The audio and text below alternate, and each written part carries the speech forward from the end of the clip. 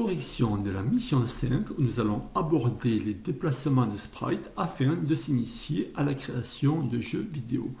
Comme toujours, nous partons de l'exemple donné par le professeur où vous allez trouver les sprites présents à l'écran. Et pour exemple, le sprite ballon de foot est programmé. La touche R permettra de le faire rouler vers l'avant, tandis que la touche L permettra de le faire reculer, chose que je vérifie de suite. Touche R, touche L. Pour programmer le sprite Avery, je vais cliquer sur le sprite en question. Je vais utiliser un élément déclencheur dont la touche C va provoquer ici un déplacement à droite, tandis que la touche V va provoquer une marche arrière avec un changement de costume dans les deux cas. Deux possibilités de programmation. Je pourrais très bien ici partir de la programmation du sprite ballon, la faire glisser sur le sprite ici pour la dupliquer. La programmation étant relativement courte, ceci n'est pas intéressant. Je vais partir sur une programmation vierge. Donc, dans les consignes, la touche C va déplacer Avery vers la droite avec un changement de costume, tandis que la touche V le fera reculer. Je viens dans les événements, j'utilise les deux blocs quand la touche, alors pas espace, mais quand la touche C dans le premier cas est pressée. Que se passe-t-il? Il va avancer. Dans la touche V, il va venir reculer. Donc je mets les deux éléments déclencheurs. Première possibilité, nous allons ajouter 10 pour se déplacer vers la droite. Deuxième possibilité, nous allons reculer, donc ajouter moins 10 à l'axe X pour reculer. Et dans les deux cas, nous allons changer de costume. Donc, je prends costume suivant et costume suivant. Et je pense, comme toujours, ici, à vérifier le bon fonctionnement. Donc, touche C et touche V.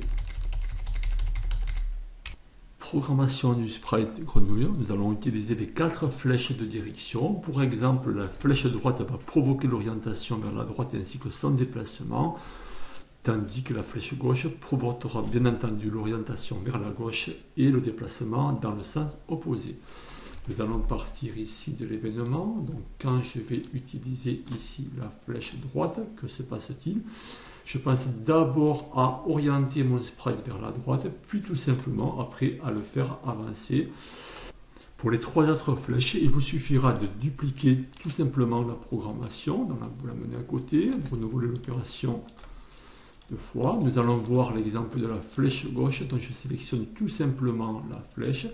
Je pense à modifier l'orientation en mettant le curseur vers la gauche et je vérifie.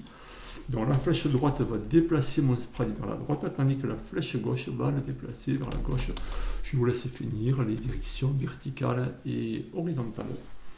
Donc, dernière programmation avec la balle jaune qui sera orientée au départ à 60 degrés, se déplacera de 10 pixels en 10 pixels et devra rebondir chaque fois qu'un bord sera atteint. Donc je prends mon élément déclencheur. Quand la touche B sera appuyée, que se passe-t-il? Je vais l'orienter à 60 degrés sur sa position d'origine. Donc s'orienter ici, hop. Donc s'orienter ici à 60 degrés. Je vais demander un déplacement de 10 pixels, 10 pas, et je vais demander ici à rebondir si le bord est atteint. Je fais un premier essai en appuyant sur la touche B. Je vois que la balle s'oriente bien au départ et va venir ici se bloquer. Donc que dois-je modifier dans ma programmation? Il me suffit d'enlever les 2 blocs du bas. Je vais rajouter un élément de contrôle, à savoir répéter à l'infini cette action-là. Je refusionne mes 2 blocs et je vérifie. Maintenant, en appuyant sur la touche B, la balle va bien s'orienter et continuer automatiquement son trajet